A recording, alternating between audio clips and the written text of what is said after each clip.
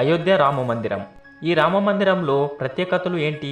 ఇందులో ఆశ్చర్యపరిచే విషయాలు కూడా ఉన్నాయి. ప్రదేశాలు, మందిరంలో దాగుండే నిజాలు, ఇలా చూసుకుంటే ప్రతి అడుగున ఈ నిర్మాణంలో ఎన్నో అదృశ్యాలు దాగున్నాయి. వాటన్నిటి గురించి ఇప్పుడు మనం తెలుసుకుందాం. ఈ వీడియో చాలా ఇంట్రెస్టింగ్గా ఉండబోతుంది. తప్పకుండా లాస్ట్ చివరి వరకు చూడండి. అయోధ్య అనే పేరు ఆయుధ్ మహారాజా అనే పూర్వీకుడి నుంచి ఈ నగరానికి పేరు వచ్చింది. మరికొన్ని ఆధారాలలో అయితే హిందూ ప్రజలకు ధర్మశాస్త్రం అందించిన ఆత్యుడి నుంచి అంటే 9000 సంవత్సరాలకు పూర్వం అయోధ్యగా ఉందని తెలిసాయి. మొత్తంగా ఈ అయోధ్య రామ మందిరం సుమారు 70 ఎకరాల స్థలంలో దీనిని నిర్మించింది. ఈ 70 ఎకరాల స్థలంలో ఉత్తర భాగంలో మందిరం నిర్మించారు. ఈ ఉత్తర భాగంలో స్థలం చాలా తక్కువగా ఉంటుంది. దక్షిణ ప్రాంతంలో విశాలమైన స్థలం ఉంది. అయితే అంత పెద్ద స్థలం ఉంటే ఈ తక్కువ ప్రదేశంలోనే మందిరంను ఎందుకు నిర్మించారు అంటే సుమారు 70 సంవత్సరాల పాటు కోర్టు విషయంలో ఉన్న భూమి ఇదే ప్రదేశం. ఆ ప్రదేశంలోనే ఈ రామ మందిరం నిర్మాణం 3 అంతస్తులలో నిర్మించింది. అయితే మొత్తం మందిరం చుట్టూ పెద్ద పరిమాణంలో గోడను నిర్మించారు. ఇది సుమారు 732 మీటర్ల పొడవు ఉంటుంది. ఈ రామ మందిరంను 2.7 ఎకరాల స్థలంలో నిర్మించారు.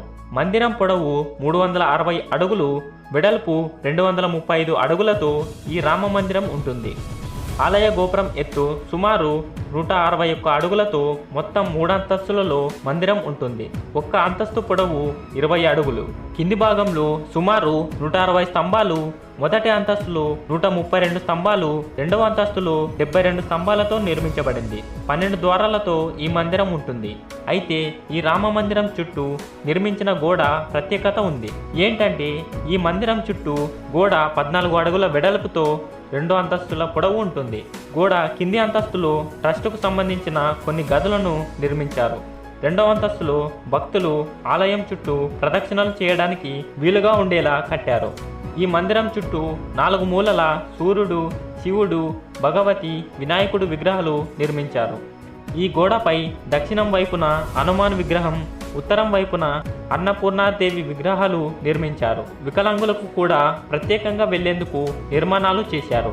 అలాగే రామ మందిరం చుట్టుపక్కల ప్రదేశాలలో వాల్మీకి, వశిష్ఠ, విశ్వామిత్రుని విగ్రహాలు కూడా స్థాపించారు.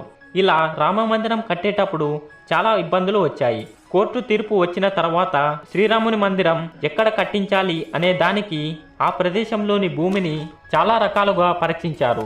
ఇలా టెస్ట్ చేసిన తర్వాత ఇక్కడ నేల మందిరం కట్టడానికి అనుకూలంగా లేదు అని, ఇది మట్టి కాదని ఎలాంటి కట్టడాలు చేయలేము అని తేలింది.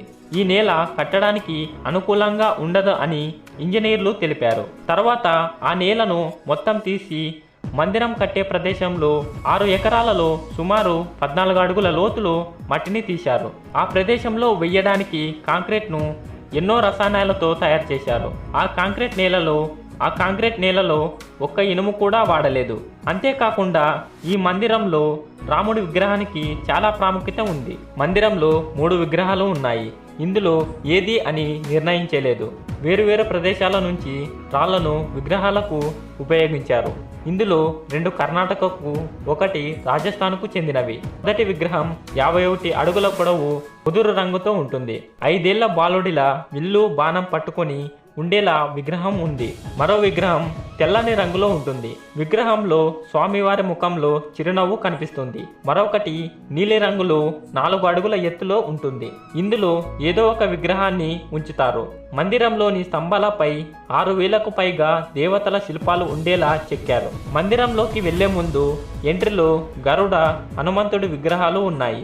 మందిరం సుమారు 2500 సంవత్సరాల వరకు ఉండేలా చాలా దృఢంగా నిర్మించారు.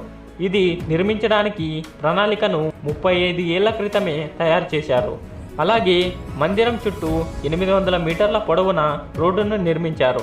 అయితే పూర్వకాలంలో 1528లో ఈ అయోధ్యలో రామ మందిరాన్ని పడగొట్టిన తర్వాత ఎన్నో యుద్ధాలు, ఎన్నో గొడవల తర్వాత అంటే సుమారు 492 సంవత్సరాల తర్వాత మళ్ళీ అదే ప్రదేశంలో ఈ మందిరంను నిర్మించడం జరిగింది. అలా రామ మందిరం అయోధ్యలో చాలా అద్భుతమైన విషయాలతో అయోధ్య నిర్మాణం కలిగి ఉంది. అంతే ఫ్రెండ్స్, ఈ వీడియో మీకు నచ్చితే తప్పకుండా లైక్ చేయండి. అలాగే ఈ ఛానల్ను సబ్స్క్రైబ్ చేసుకోండి.